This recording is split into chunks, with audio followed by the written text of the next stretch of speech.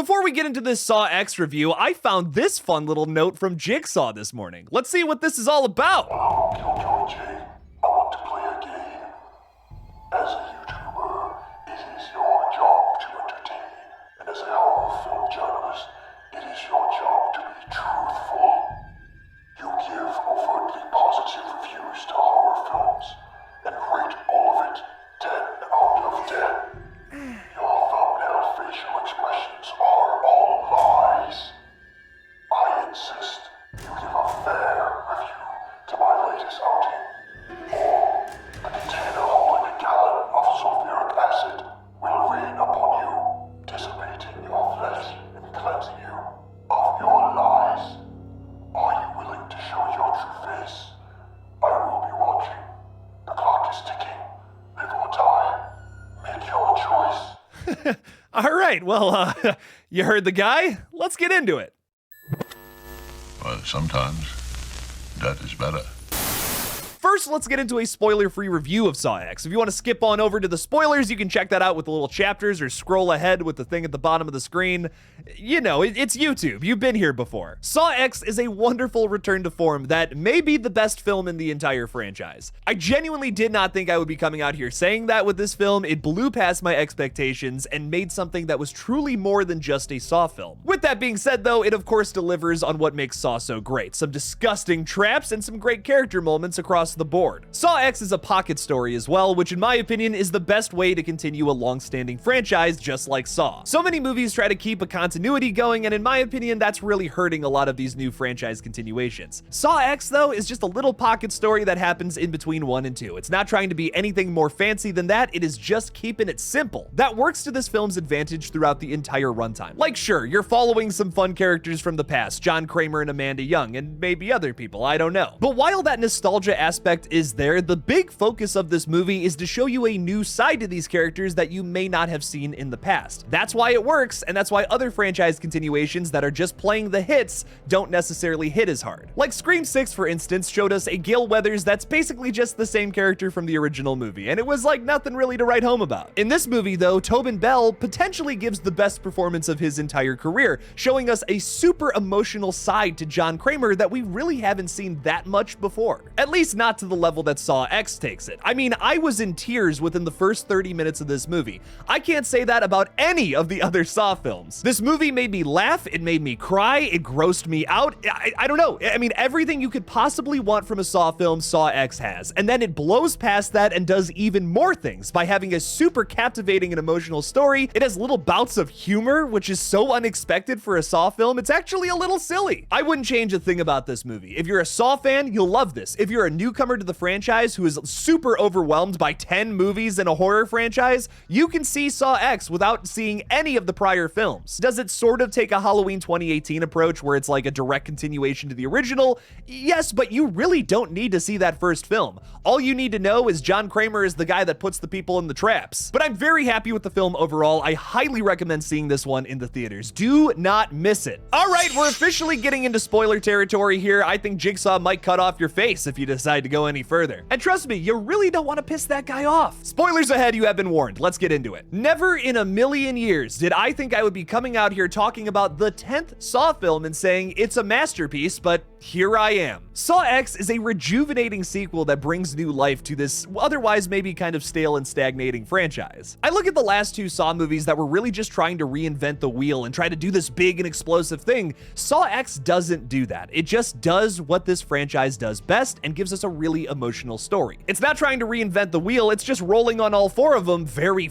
well. John Kramer and Amanda Young being the focus of this is brilliant because you get to see a whole new side to their relationship that, yes, has been explored, like especially in Saw 3, but this movie just builds upon that while also standing on its own. I've never seen the 10th entry in any franchise handle something with such care. Like watching Jason X, at that point, the creatives are just like, fuck it, this is the 10th Jason movie, let's go to space. This movie doesn't say that. It's still taking itself seriously in entry number 10. Fast X absolutely cannot say that bad, I don't care what Vin Diesel has to say about it. There's also no complications from past movies because of the approach that they have. I mean, that's pretty much a given by saying that this is a Halloween 2018 style sequel, but I would say it even goes beyond that format. Like, the thing about Halloween 2018 is that, yes, it did cut out all of the sequels, which lended itself to a better story, but it still was tied to that original film. There were still certain expectations with the character of Laurie Strode and some of these new characters that they were introducing to be the focus. Saw X supersedes that. You really don't need to see the first movie in order to follow this storyline. You just need to know that John Kramer is the person that puts people in the traps. As long as you know that, you can jump right into the story without having seen any of the other movies. They tell you everything that you need to know about Amanda Young by showing you a character who's very similar to her, which is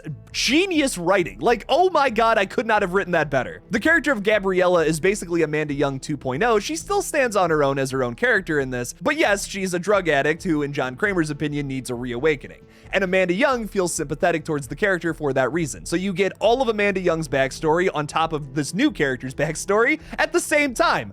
Oh my god, Josh Goldberg and Peter Goldfinger, great job writing this movie. I've heard so much criticism thrown towards these writers because they're the same people that wrote Jigsaw and Spiral, but here's my thing about that. While I do consider Jigsaw and Spiral to be some of the weaker Saw films, I did see improvement from Jigsaw to Spiral, and especially from Spiral to this. That's all you can ask for with writers, is to see improvement, and this is a clear example of listening to your audience in a good way. Unlike the twist in the previous two films, this isn't trying to like pull the wool over your eyes and make this explosive finale or anything. It's just a really well executed Saw twist that's not really anything super special, but done so well that I have no complaints. I have no arguments. It's not the greatest twist I've ever seen in a movie, but it was effective, and I can't say that about the Spiral twist, which I saw coming from a mile away. That was trying to blow you away by saying the partner was the killer the whole time. This movie is a little more mature. While many aspects to this film are very familiar, it tells a brand new story in this franchise with that super effectively. We got to talk about the first act of this movie too, because I think it's one of the best acts in the entire Saw franchise without a doubt in my mind. Unlike your typical Saw film, this movie doesn't start off with a trap. It almost gives you a bit of a fake out. You have John Kramer getting these brain scans, he's told he only has a couple months to live, that kind of thing. But as he's leaving the hospital, he sees a janitor who wants to steal a wallet and a watch, and he kind of imagines the Saw trap that he would put this person into. This ends up technically being our first big Saw trap of the movie, which is the one that's been advertised to us big time from the poster and also the clip that was recently released. It's the eyeball one with the tubes. The janitor decides not to take the wallet and the watch, and John Kramer says good choice and doesn't end up putting him in the trap. Obviously, it was all just a dream, so to say. I will admit I was mildly disappointed that this was just like a fantasy that John Kramer was having about this character,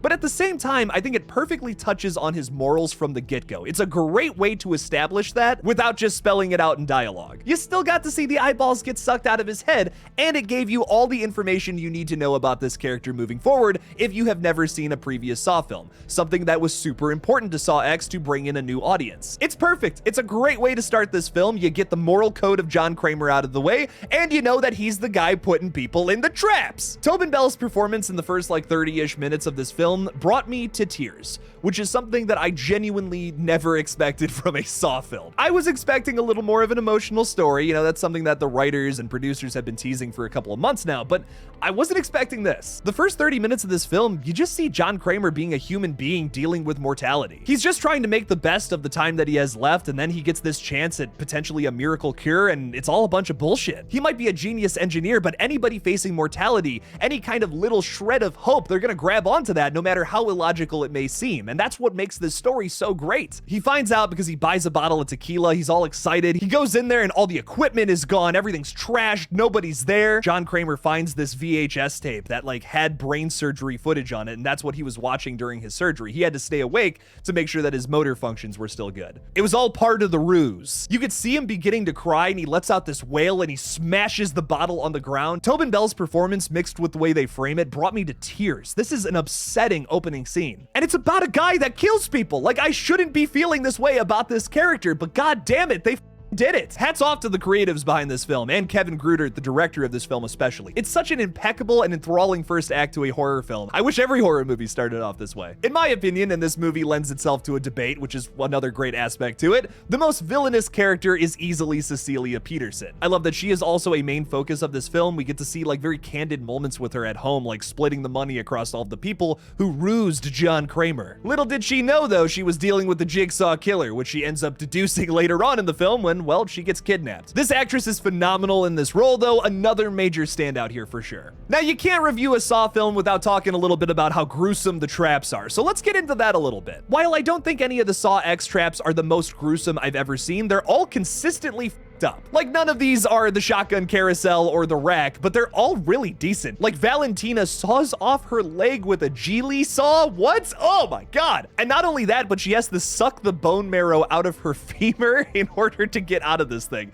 Oh my god, dude. Gabriella's trap was also like really effective in my opinion. I really liked that one. She has to break her wrist and her ankle in order to get out of the way of this like radiation that's actively melting her face. That's really messed up, man. I really liked that one. Big point to be made here is that the traps are still just as vicious as ever and also super creative. And let's talk a little bit about the twist, which once again, nothing like super flashy or like, oh my god, I can't believe they did that, but it's just really well done. This whole movie is so consistent with its tone. That's why I'm not knocking the twist at all. This is one of the better ones in the franchise for that reason. It's simple, but it's effective. Essentially, the big twist of Saw X is that the final trap was not in fact for Cecilia Peterson, but in reality, it was for John Kramer and Amanda Young. They do this because John was unable to locate another member of the scheme, so they trick Cecilia into calling Parker Sears. It's a really interesting twist that they didn't really have to do, but I'm glad they did. But one of the coolest aspects to this film is that John Kramer f***s up big time here, dude. And yeah, sure, we've seen John Kramer make mistakes, but not to this capacity. But it's because of his wit and intelligence that he's able to make all of this work. At the very beginning of the movie, he does not speak any Spanish, and he's slowly learning as the film goes on. John is able to communicate to Carlos not to pull, as it was something they talked about earlier on in the film. Say what you want about John, he is an evil character, but he's constantly improving himself, even in the face of death. That's why he's the supervillain that he essentially is, with a kind of a positive moral code, but also not really. I'm so conflicted on Jigsaw. I want to like him, but I don't. Cecilia kills Parker according to plan, and she is left alive. I think not having Cecilia die is actually a great choice, because Jigsaw is not here for revenge. John Kramer makes it very clear at the very beginning, this is not about retribution, this is about a reawakening. So having Cecilia live is actually incredibly satisfying and exactly what John Kramer wanted. He didn't want her to die, he just wanted her to stop doing the evil scheme that she was doing. So this to me is a perfect ending. If she would have died, I might have actually had an issue with it. And then the movie just ends because that's all the story they needed to tell. And once again, just super efficient writing, just a really well done job here. And the post-credit scene, while maybe a little overhyped in my opinion, it was really cool to see Mark Hoffman back. And also we got to see a character from earlier who you might have forgotten about, who was part of the scheme the entire time, get placed in a Saw trap. Yeah, I'm just gonna say it. Saw X is a 10 out of 10. I'm sorry, Jigsaw. You can rain sulfuric acid on me all day. That's how I feel about this film. It's a 10 out of 10. A banger, a masterpiece, the best horror film of the year. I have no notes. Do yourself a favor and see Saw X in theaters. Even if you're not a fan of this franchise, you might find something that you can really enjoy here that the other movies don't offer. If you see absolutely no other movies in the theater this year, just make sure to see Saw X. What did you guys think about Saw X though? Leave me something about it in the comments below. I real quickly wanted to shout out my buddy Christian Peralta as well for doing the epic Jigsaw voice at the beginning of this video. Thank you so much for that. Make sure to check out his channel, by the way, where he makes some pretty awesome movies and remixes of songs that I'm sure you guys will be into. The link for that is in the description of this video. Thank you all so much for watching my brand new Saw X review. Don't forget to like this video and subscribe for more horror content in the future. Please consider supporting me on Patreon as well if you want to see this channel grow. And as always, don't forget to kill it out there, y'all.